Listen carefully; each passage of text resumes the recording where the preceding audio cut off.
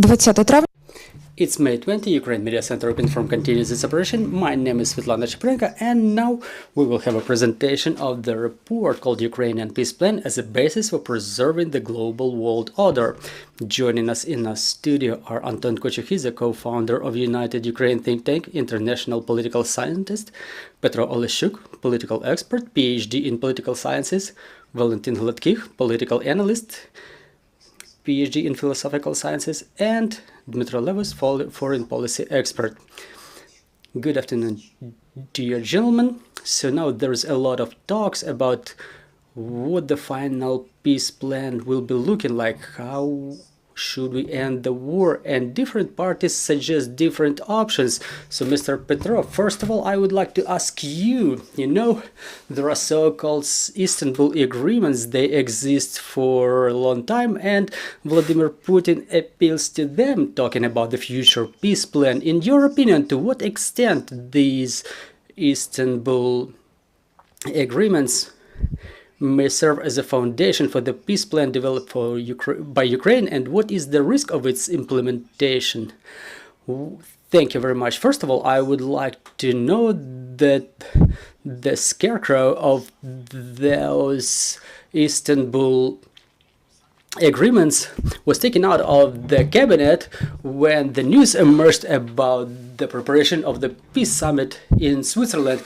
It's a political technology which is being widely practiced by Russia. When you need to juxtapose something from the information space, you start throwing in some alternatives, and the more alternatives, the better, to create the impression that there's a lot of some alternatives, incredible lot of alternatives. So they work on this topic for the last 2 months, and to develop it, they did not only engage the opinion leaders and speakers working with Western audience, but they've also threw it in through 2 sources in American and German press, the direct text of those Istanbul agreements, or at least some drafts. Well, because the actual texts were never approved, but a lot of parts of the plan should have been agreed upon further on. So it was only one of the optional drafts. So what is the manipulation around those Istanbul agreements? The manipulation is being pushed by the Russian opinion leaders, and they say that is as if the Istanbul agreements mean the end of the war, and reverting back to this stance of the year 2022 before the 24th of February. But if we look through that article of Bild, it clearly says that those Istanbul agreements contemplate the extra bloc status of Ukraine and restriction of Ukrainian sovereignty. Well, for example, Finland and Sweden had an extra bloc status before, but they were cooperating with NATO. Well, all of such things, all of such joint, trainings, joint military exercises, location of foreign troops in the territory of Ukraine were severely restricted under those Istanbul agreements. But based on current conditions, we understand that such restrictions, they would mean complete disarmament of Ukraine, and we all clearly understand what consequences may the disarmament mean under the strict extra bloc status. In fact, the Russians were trying to put Ukraine under the condition of binary logic, when on one hand you undertake some obligations, and if you comply with it, you get captured, and if you do not comply with your obligations, you create the preconditions for reestablishing those agreements by military intervention. So the articulation of all those agreements is absolutely absurd. I'm not even talking about any territorial issues and legalization of Russian occupation of certain parts of Ukraine. I'm just talking about the content of the agreements, that they are of manipulative nature, and those agreements had no prospects of being implemented. You know, there would be no mechanisms for control and ensuring of their functioning. And based on that, I'm making quite a simple conclusion that basically the statement about the existence of those Istanbul agreements that are not actual for the time being, and everybody clearly understands it, is just another way of manipulation by Russia in the context of influence of or rendering less effective the conference in Switzerland, making everybody start discussing some absolutely contentless things, and to once again demonstrate their peacemaking claim. It's important for them because for a large number of economic partners of Ukraine, they don't understand why Russia is still waging this war, which results in growth of prices on food, on oil, and so on and so forth. So for Russians, it's important to maintain the initiative and to keep saying, like, look, we're ready to end the war tomorrow, even tomorrow.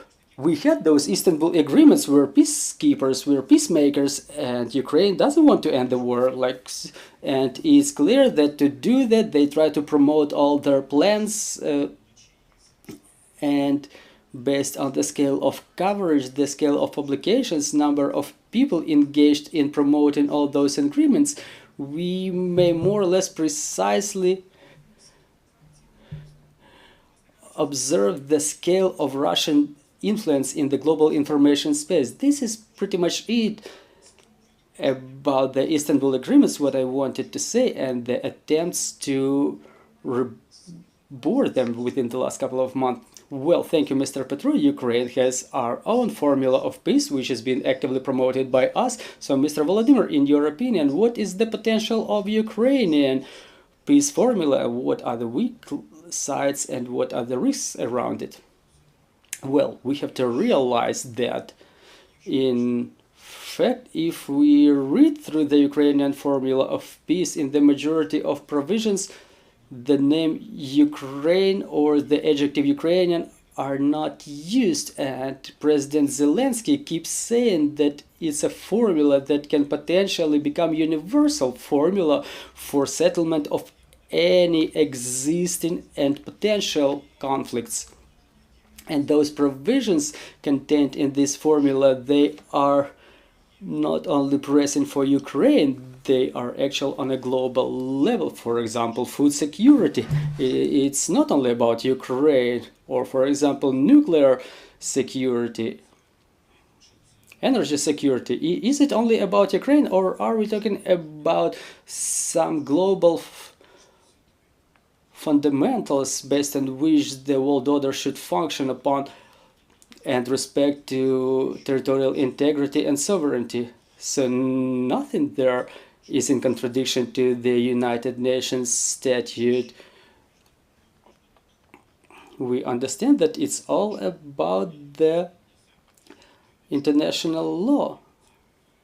The only thing that Ukraine requires is the reestablishment of civilized principles of coexistence that were so brutally violated by Russian Federation. And in reality, it would be just great to have this peace formula to be approved as an ultimatum by the United Nations organization, and it would result in demonstration of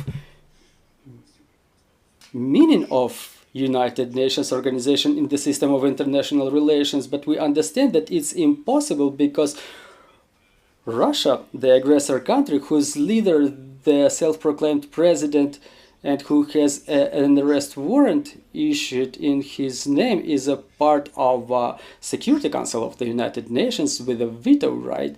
So I think that here we come to the necessity of establishing some alternative platform, and I think that this peace summit will be one of the biggest events in international arena, at least this year, and not only for Ukraine. I mean, for me personally, this discussion whether China will or will not be present there You know, it doesn't have a meaning for us, it has a meaning for China. If China wants some role and a place in the system of international relations, they cannot abstain from taking part in this conference. It doesn't necessarily mean that they should play some constructive role, but in fact their absence will mean that they withdraw from solution of the most painful problem currently existing at the global level, because we're not talking only about Ukrainian interests there.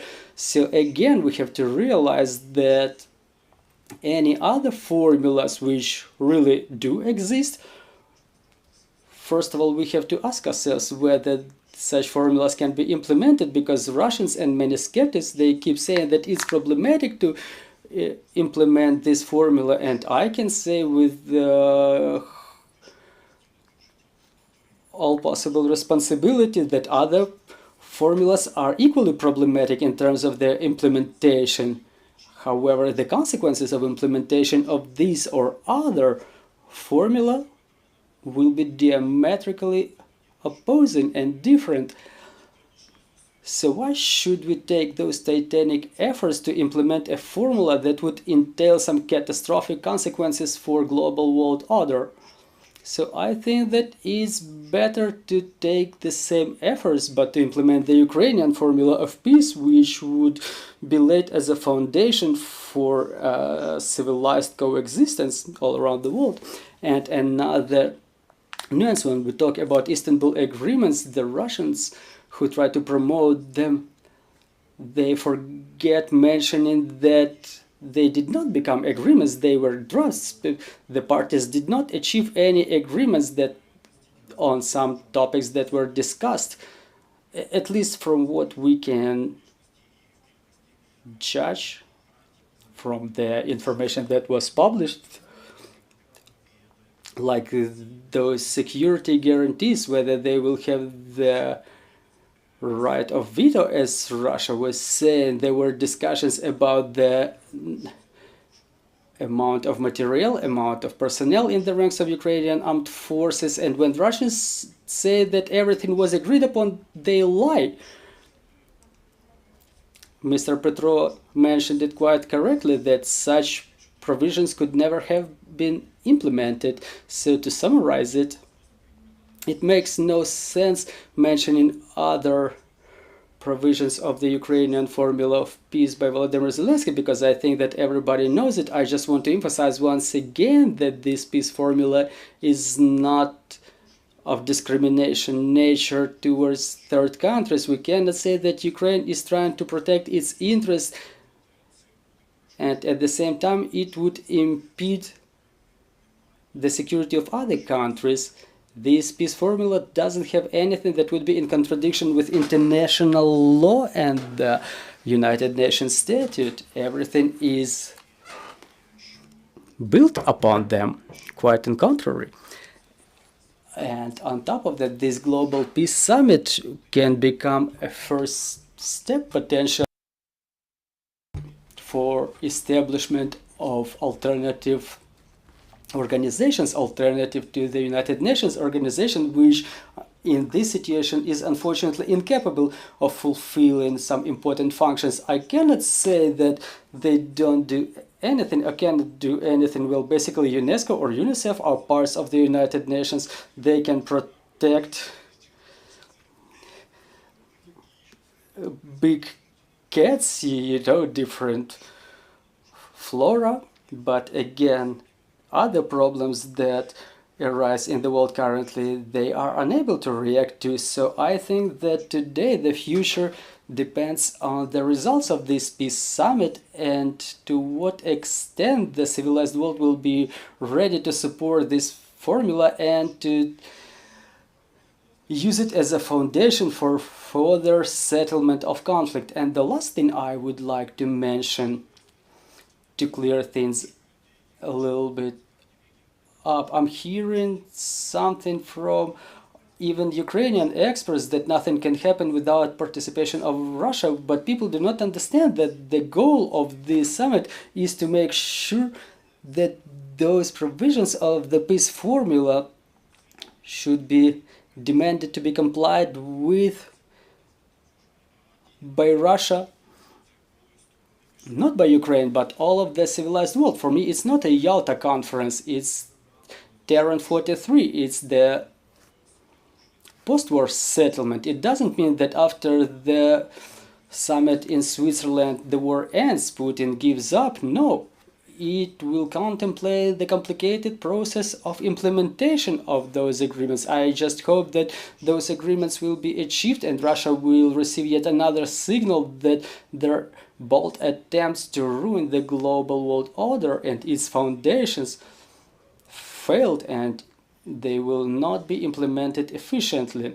Thank you very much, Mr. Anton. Mr. Valentyn mentioned United Nations Statute a number of times. So the question to you is, why is it important for Ukraine to make this peace formula so universal, so compliant with all of the European civilized standards? Why is it important to adhere to those standards, including United Nations standards? Well, in brief, compliance with the international standards and laws ensures continuous support for Ukraine. As it was mentioned by the representatives of the Ministry of Foreign Affairs and the Office of Ukraine and other top-level officials, is that peace plan of Ukraine is in compliance with the principles of the United Nations Organization Statute. That's a general phrase, but it's quite powerful. You know, the modern world order, no matter how non-perfect it is, it's based on the status of United Nations Organization, and it contemplates a number of important things. They are, again, generalized, but very important. So, first of all, the peace plan of Ukraine reflects the sovereignty and territorial integrity of Ukraine. And the Statute of United Nations in the year 1945 approved that the parties to international relations refrain from war as a way of exercising policy, and it's prohibited to violate the territorial integrity and sovereignty of Ukraine. So this is the direct relation to this generalized phrase. And now tell me, please, who is going to dispute the United Nations Statute? In fact, the peace plan of Ukraine is the reminder to everybody what are the rules the world should live under now. And you know, it's not our wishful thinking, like we decided to do so we're gonna do this. No, everything is supported by the international law provisions, and this peace plan was actually endorsed by more than 80 civilized countries of the world, and non-finalized position of China during at least one working meeting where the peace plan was discussed. The Chinese representatives were present. I think that it was a result of Saudi influence. I'm not sure about that, but nevertheless, even despite the fact that on the 24th of February 2023 they presented their peace plan. And another factor, Ukraine ensures its right for collective self-defense. If we build something on our own on a diplomatic level, you understand, well, the international relations, specifically when we talk about relations with Russia's Federation, you know, they have different levels of attempts. We had to balance, and we've used this collective mechanism of diplomatic representation and promotion of our peace plan. When you invent a mechanism that only you can understand, it's not gonna fly. But when you establish it based on the general standards approved on the level of the international legislation, it gives you a chance. Well, you know, I'm not wearing the pink glasses, I'm not idealist, but in order to get support, Ukraine uses these rhetorics, and we add those things as a part of our peace plan, because, you know, should it be for such rhetorics that we've proclaimed independence and we think our territory is such, well, some might have supported it. Yeah, there was an international recognition of the borders in 1991, but when you maintain yourself on a structural level with fundamental provisions of the international law, it opens certain opportunities for you. Basically, you don't have to waste time and continue talking about the Act of Independence of Ukraine or about the resolution of the Cabinet of Ministers of Ukraine about the Ukrainian sovereignty.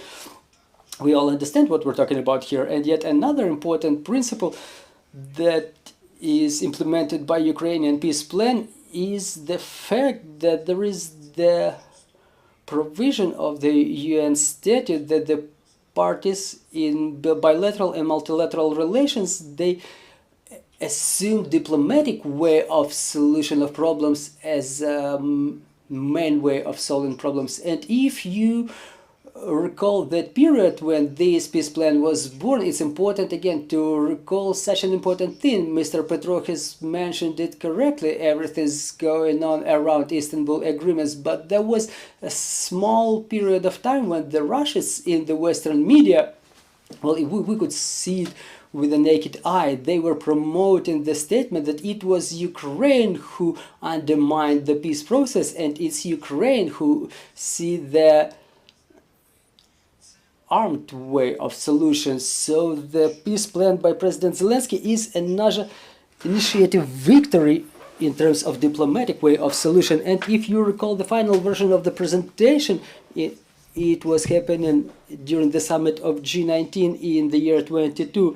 And since the beginning, this peace plan was more powerful than any other ones that my colleagues may mention. Why? Because there is institutional process of discussion around it. Somehow Chinese peace plan didn't gather 5 task forces. They were not getting suggestions and proposals from everybody. Somehow South African peace plan was killed during the day of the visit of the leaders of African countries.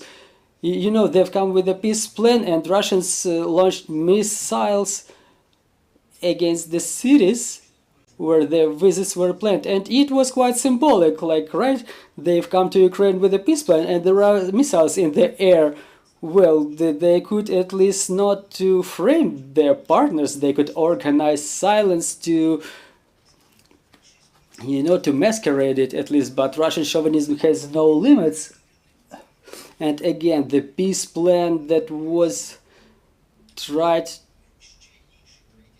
to be promoted by some other third parties, they are all generalized things without institutional background. This is what Ukrainian peace plan can boast, and the summit is the confirmation of that institutional work done by Ukrainian diplomacy within the last year and a half at least. This is why Ukrainian peace plan has good chances of implementation, and we have to understand that diplomacy only will never become a way to solve all of the problems. So here diplomacy is of aid to the armed forces, and on the opposite side, the armed forces of Ukraine reinforce the diplomatic work of Ukrainian state. So this is what we can see about the connection with the Statute of the United Nations. Also, talking about implementation, we have to understand another important factor, that the West has to finally change their approaches. You know, they make half a step ahead and then they think, okay, so what do the Russians do? But Russians never think like what the West thinks when they were doing those acts of sabotage, or when they threatened the Western capitals. And when the journalists and like all the journalist investigations demonstrate, you know, Russians were preparing for the war against the whole Europe. Thus, acts of sabotage in the ammunition storage in Czech Republic, they were all the links of the chain of aggressive actions against both Ukraine and other European countries. And you know, probably we don't see a lot from that information that is being made public, but one way or another, these, you know,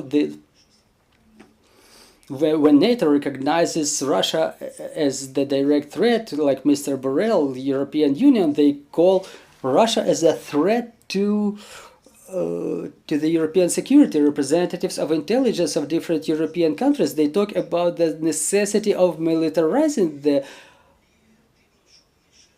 their society in the view of the Russian threat, but still they take Russia into account, and this peace plan will relieve them from this necessity to take Russia into account.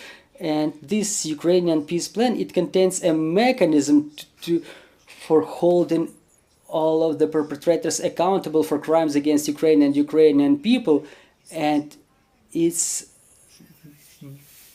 very good as a part of a sanction policy.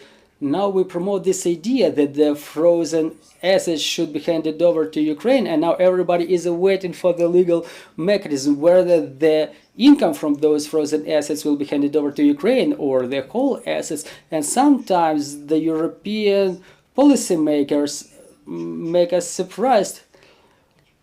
For them, it's impossible to hand over these funds without taking into account the electoral sentiment in their society. Well, but again, we understand that no matter the toxicity of Russians, the lobbyists still continue working. They have their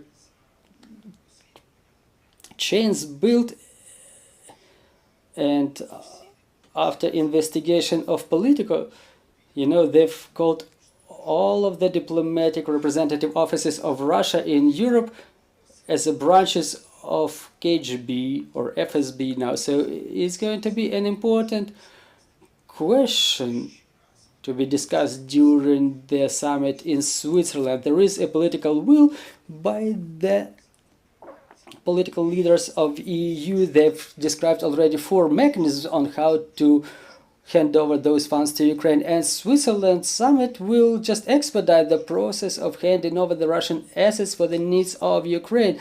And for an umpteenth time, it proves that the peace plan was not drawn out of the blue, and it's not a result of our wishful thinking. It's built in the context of realistic things and political solutions that are quite mature with our partners. Thank you. Gentlemen, you've mentioned that other countries try to take part in promoting their business plans, like China, Global South countries. Well, in your opinion, what could be their role in the final peace agreements, and what is their potential generally? Well, in our study, it exists, by the way. We mention it a lot. We have a dedicated section, and when we were analyzing the information, well, really, now my colleagues have mentioned it, that there is in fact one plan, Ukrainian peace formula. All other initiatives, it's difficult, to accept them as plans, because only behind Ukrainian peace formula there is the real international law and the United Nations statute, because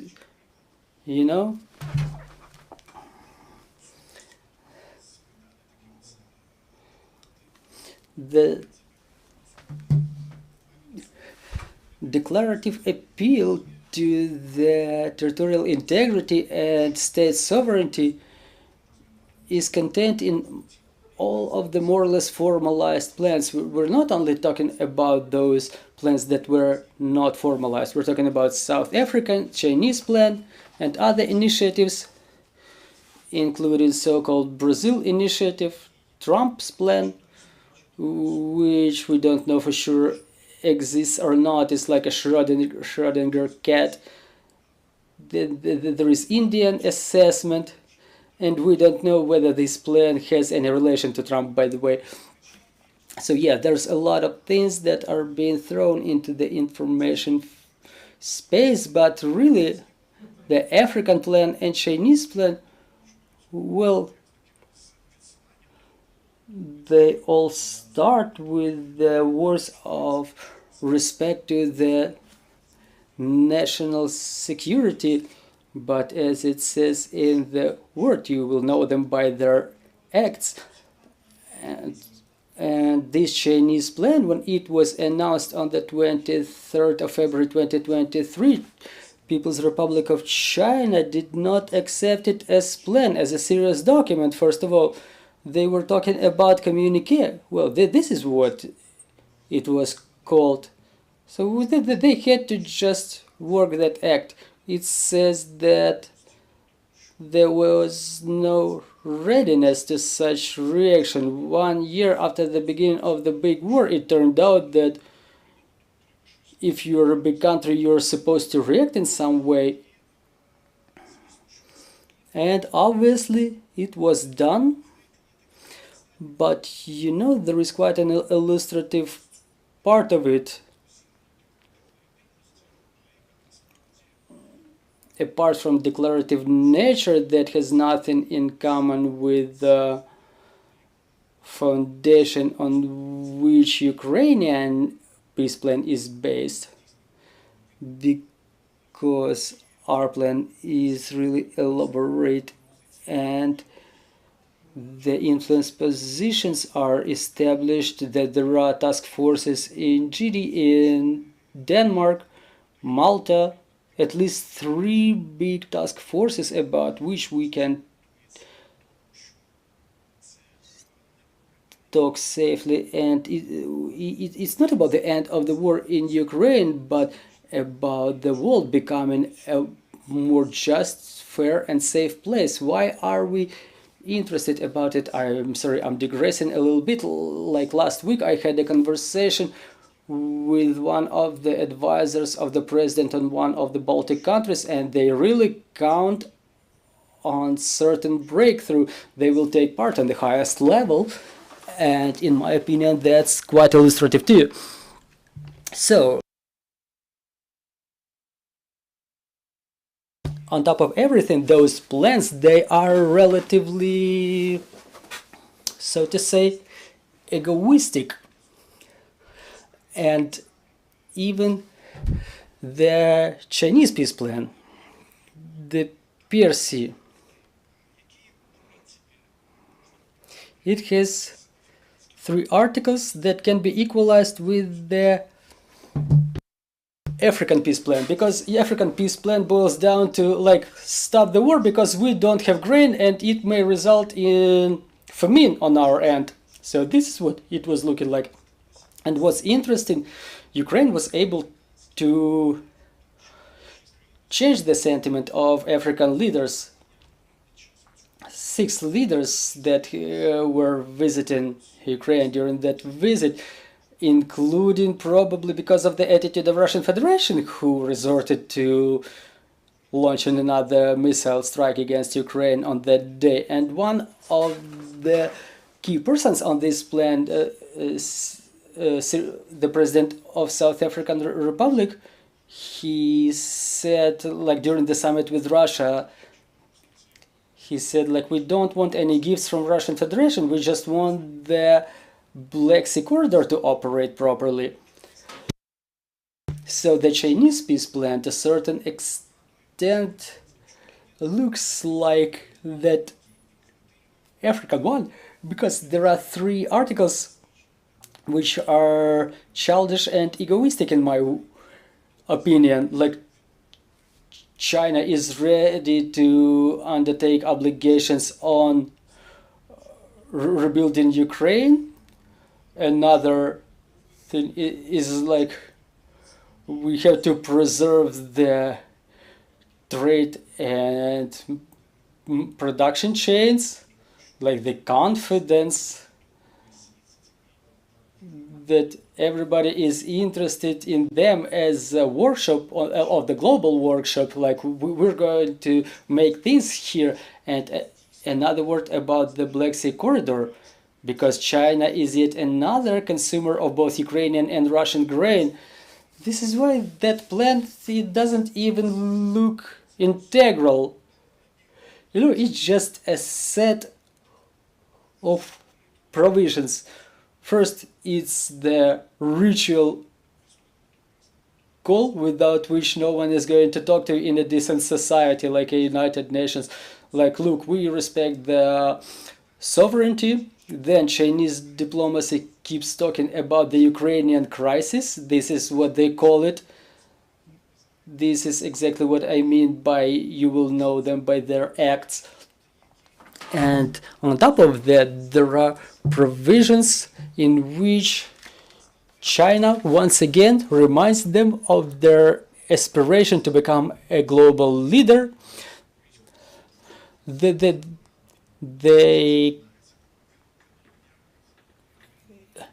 They call everybody to refrain from the expansion of military blocks. They do not call NATO directly, but they just call it military blocks. And they call everybody to refrain from the use of nuclear arms. It's like against Ukraine, but it's not really about, because Russia is the only part of the conflict that possesses nuclear weapons, but Russia, the point is that China is afraid that other countries may become in possession of the nuclear arms.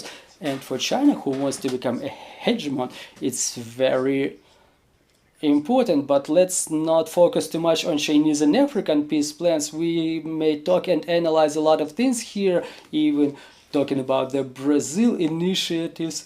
Both presidents were coming up with them, but eventually it all ended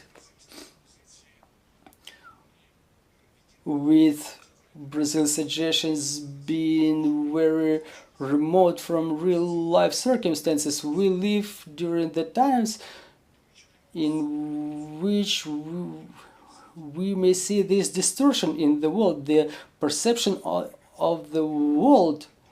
You know, the African plan is built in a way that based on those colonial trauma, like everybody owes them. Like you white people reconcile it real quick to make sure that the Black Sea corridor to supply the grain continues operating. That's one thing.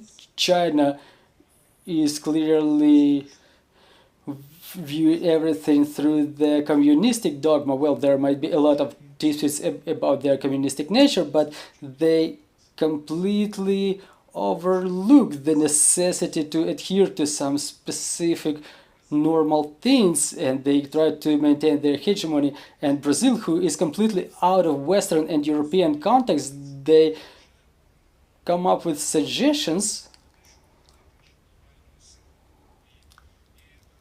but they are mature enough to become a global force. So those proposals look like something like, okay, so give up Crimea and everything's going to be all right.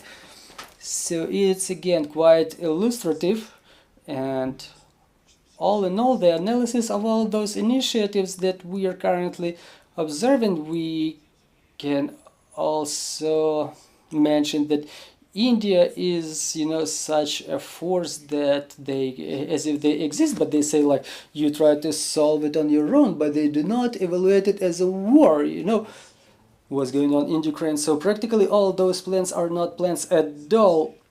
And on top of that, the implementation of any one of them would mean continuation of the war, first of all, weakening of global democracy, because it's a camouflaged call for capitulation of Ukraine, that goes without saying. And key problem, in my opinion, is that basically the authors of those initiatives, they quite frequently do not expect the way the Ukrainian peace formula was promoted. For example, like Mr. Valentyn has said for the PRC, the global summit, whether they want it or not, it's important for them. China proclaims themselves as the voice of a global south, and now there's a number of global south countries attending, and China will not be present there. Well, it's diplomatically said a little bit illogical, but their presence would mean recognition of the meaning, of the profound meaning of this conference. So, you know, I think that in any case what we're seeing, that Ukrainian peace formula presented by President Zelensky, it completely changed the agenda. And regardless the fact that the Russians would continue coming up with this idea, like there are other proposals that need to be considered, well, it may only work as information noise, as a provocation. Probably they would want to do something to undermine those initiatives. Well, they continue doing it, but I don't know whether they will be able to make it. I think that in on a historic scales, it's difficult to say so. Historic scale is difficult to say so. Thank you very much, dear journalists. If we have any questions on the floor, please raise your hands and ask them. Fakty editorial, Oleksiy. Mr. Petro, do we understand it correctly that the presentation of the plan was taken place in the summer last year? Well, it was proclaimed during the summer, and it was proclaimed as a plan with all provisions during the G19 summit in November 2022. But why does it take so long to review this plan? Why wasn't it started to be discussed like in a couple of months after its presentation? Why did it take so long to organize this peace summit? Well, it's a classic diplomatic work to get as much support as possible from other countries. So technically saying, this peace plan could be discussed in the United Nations General Assembly and it could be buried there, just like during the Security Council. So this is why we've decided to resort to such a complicated mechanism, so it survives and it continues supporting the interests of Ukraine, to make sure that the most countries possible support it. And again, there was a principal position on part of the United States that we have to engage as much countries as possible, the representatives of the global south. That's the conditional term, you know, but it's very difficult to convince them. If you remember, within the last 2 years, Ukrainian diplomacy has expanded their visits of the Minister of Foreign Affairs to Africa, Latin America. They were not just regular business trips. We were meeting with a lot of countries to discuss our position, to communicate our position, and we have some good progress here. Who would have thought that Ukraine will have such an ardent partner as Argentina, or that we would be able to change our positions in Africa, or to make African countries act more cautious towards Russian Federation? That's a very complicated process, and the diplomatic process of agreement upon the text that we have to do with 80 different countries. It's a long process. So it's not like it took so long because we don't know how to work. It's quite the opposite. We know how to work. This is why it takes so long. And in continuation of my question, those 5 task forces in Malta, Denmark, and other countries, do they work on agreement of this plan? Yes, it's the coordination thing. This is what I was talking about, the potential of a Ukrainian peace plan, that its discussion provided it with the institutional capacity. You know, it's not like everybody nods their heads and leaves doing their own thing. More than 80 countries are involved in support of the provisions of the peace plan, and they help us in promoting every single article of it. Well, probably it would be interesting for the spectators what exactly is discussed by those task forces.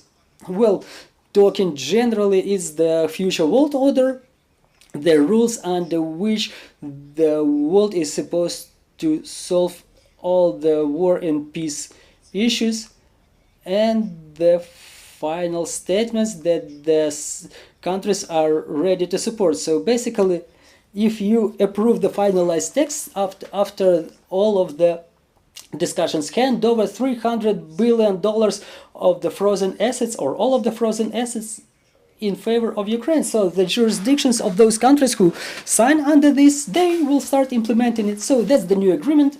for implementation of which we need all of this work to be done.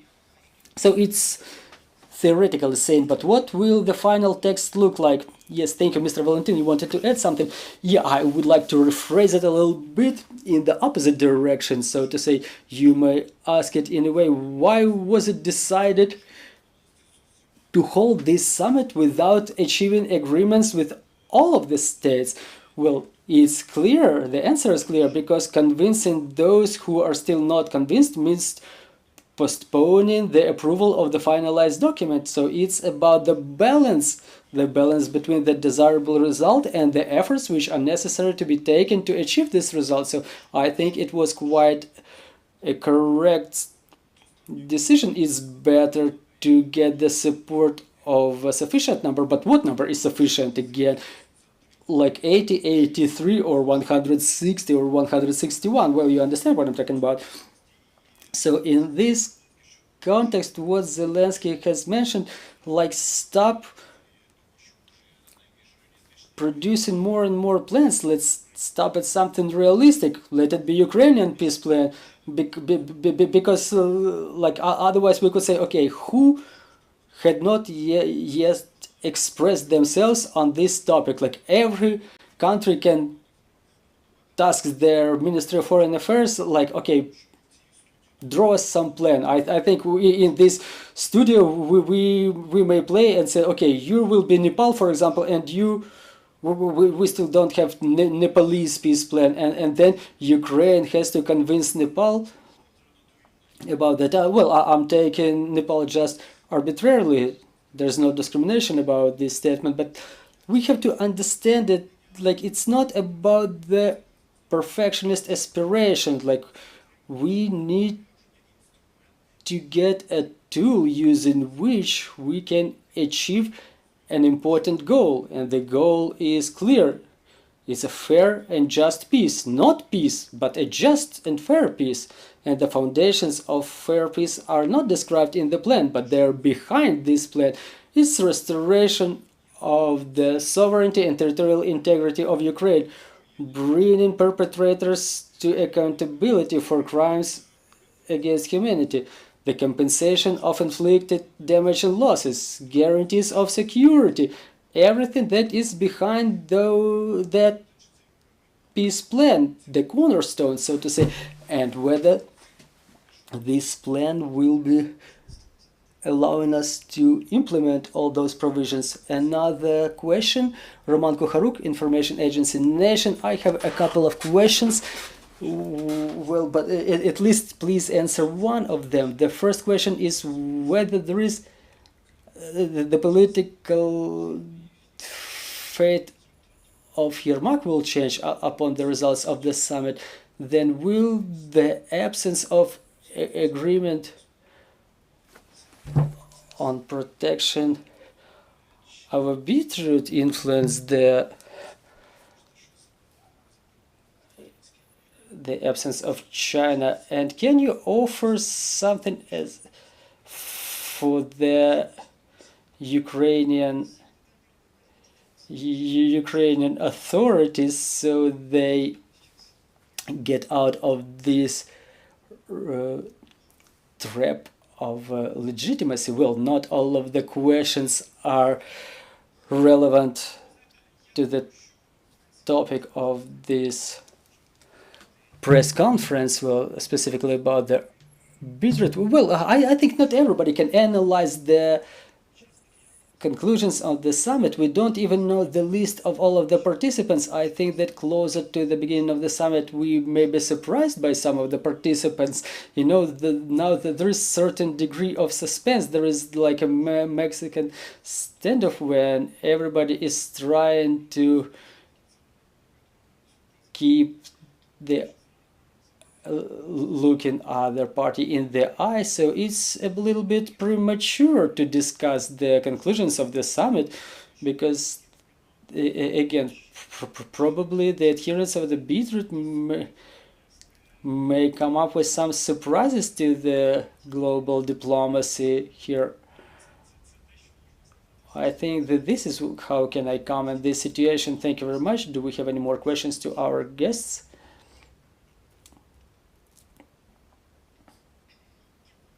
Thank you. Людмила Олійник, Майдан Media.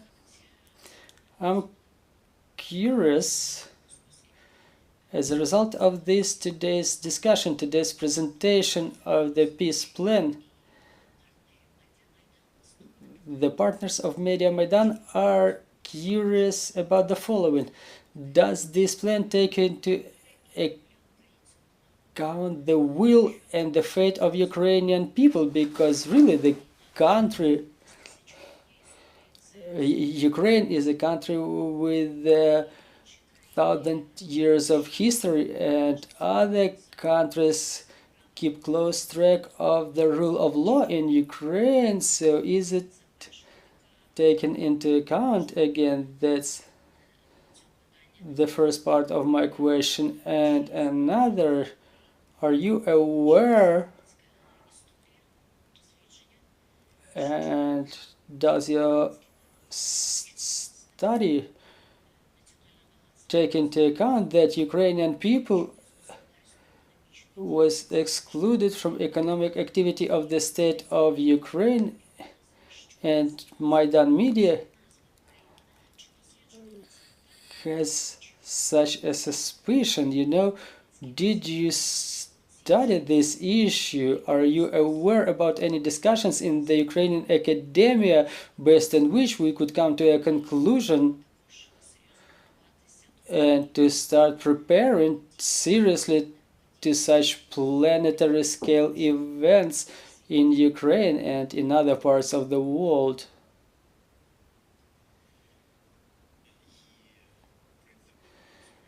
Well, there is the principle of national sovereignty, and the only source of power is the people. But the people in this context is demos, democracy, the rule of the people. And there were other words in Greek language that meant people. It, for example, ethos, but we don't say ethocracy, we call it democracy. We discern between political nation, and when we talk, you know, about the sovereignty, state sovereignty, it's about the sovereignty of demos, the people of Ukraine.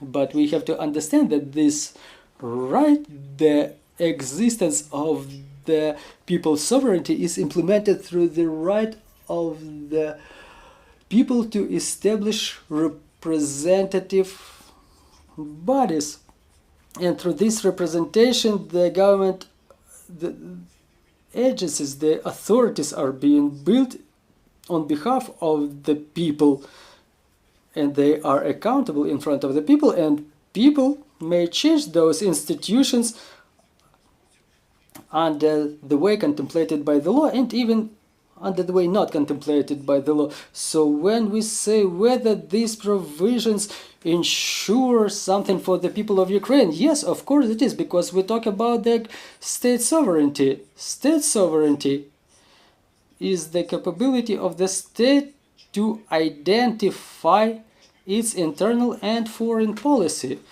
on their own. So that's all envisaged by the UN Charter. It's about your first question. And talking about your second question, well, yes, the people are the owner of the natural resources of Ukraine. But what does it mean? It means that the rent for use of the natural resources is being then handed over to the national budget of your state budget of Ukraine. It doesn't necessarily mean that you can start digging for nickel in your courtyard. Well, we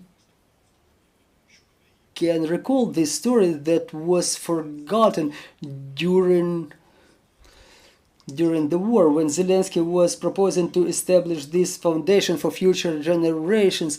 Yeah, like when the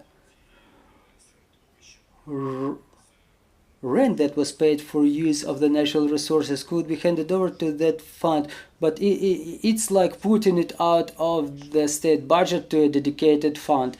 Well, it basically, honestly, I'm a philosophist by education, In terms of politology, I think we should mention the mechanisms of legal documentation, and just to give everything to everybody, like the land. The land is the property of the people. I tend to think that when the land has owners, those owners are representatives of the Ukrainian people. But this idea of making everything public, in the year 1991, we gave the clear answer to everything, that we want to be private owners of our land. Well, let me add just a couple of words that one way or another, all these discussions are still pending for Ukraine, but to make them productive, we need to have Ukraine preserve its sovereignty, to make sure that without the state sovereignty there can be no people's sovereignty. It's a fact, and this is what we're talking about here. And all of the questions related to organization of life in Ukraine, in Ukrainian state sovereignty, justice of redistribution of the resources, they will continue being topical, because those are issues related to democracy. And if we talk about democracy, the rule of people means a lot of aspects related to social justice. Thank you. I would like to thank our guest. Thank you. Well, let me remind you, we were talking about the Ukrainian peace plan as a basis for preserving the global world order. Ukraine Media Center is putting together the schedule for the following days. Stay tuned. Glory to Ukraine. Glory to the heroes.